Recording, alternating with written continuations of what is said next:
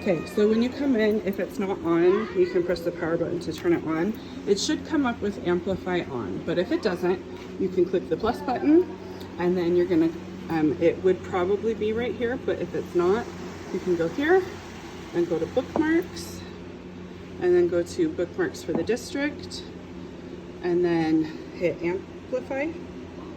And when it comes up, you're gonna want to, even though it says sorry, thank you, Charlie. You're gonna come to the programs and apps, even though it says sorry. You want ELA.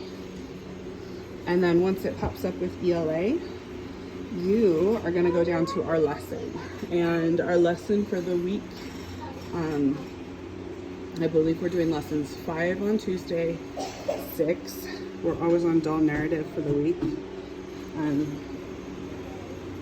But this week we're doing 5, 6, and 7. So slowing down the moment is Tuesday. Wednesday is focusing on an emotion. And Thursday is revise to strengthen. If for any reason I'm not back Friday, it's picture the moment. So once you're in any of them, it's all about the same. It kind of pops up like this. If you want to read more about the lesson, there's a lesson brief. You can see the little overview, prep, lesson objectives, whatever. And then here is where it actually like shows you everything there. The actual lesson has different tabs across the top for the different sections. It starts with a vocabulary. For you to start the lesson, you're going to go to this green button. You're going to select a class, and there's only one option, and then you're going to hit start class.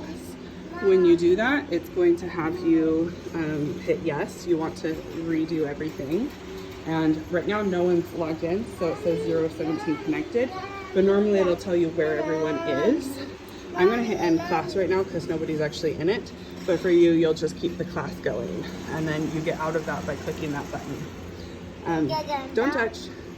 In activity 1, down here, there's different parts of the activity.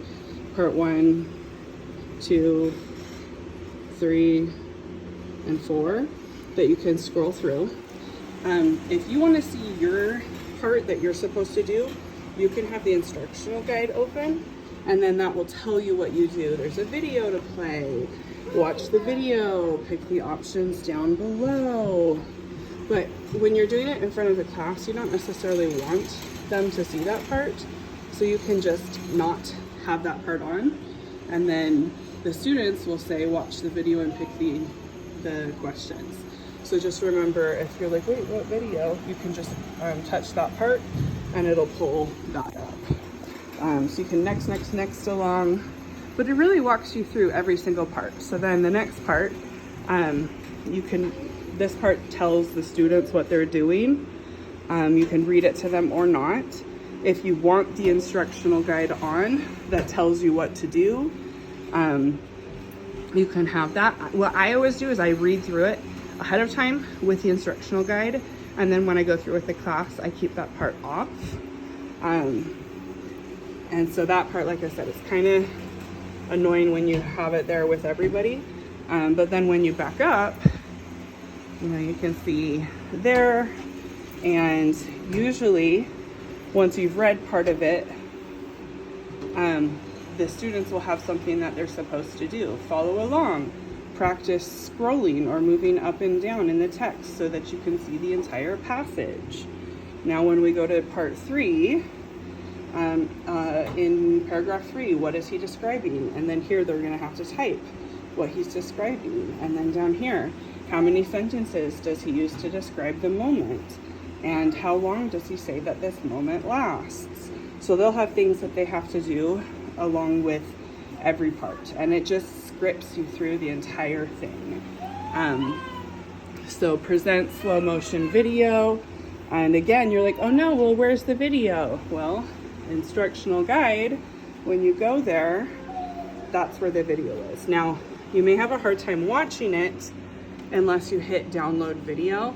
Like you can try pressing play and nothing happens, but if you download the video, then it will let it work. So that's that. And you just kind of like walk through this whole thing. There's usually 7 or 8 total sections. And then when you're done, you can hit end class for the student.